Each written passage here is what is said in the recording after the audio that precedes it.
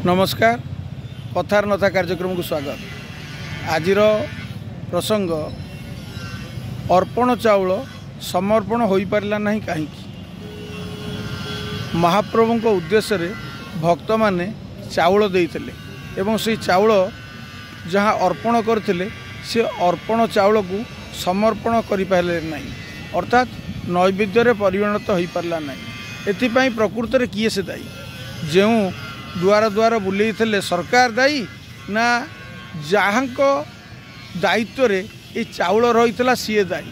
यह गोटे बड़ प्रश्न। कहीं ना चाउल रहू किंबा चाउल अणा जाऊ से महाप्रभु को उद्देश्य महाप्रसाद तैयारी ताकू करागलानी किलो किलो चाउल नष्ट हो गला। एथिपाई दायी किए से?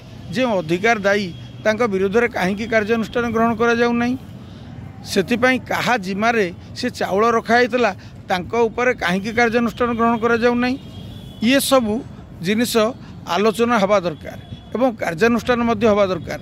जो सरकार यही कार्य करी क्षमतारू दूरे गले से अधिकारी माने एबे मध्य आनंदरे अछंती, किंतु यही जो सरकार तांको विरुद्ध रे कार्यानुष्ठान ग्रहण करवा निहाती आवश्यक, दंड विधान करवा निहाती आवश्यक। कारण जो भक्त मानकर भावावेग सहित खेल खेला जाइछि ताहा आदौ क्षमणीय नुहे।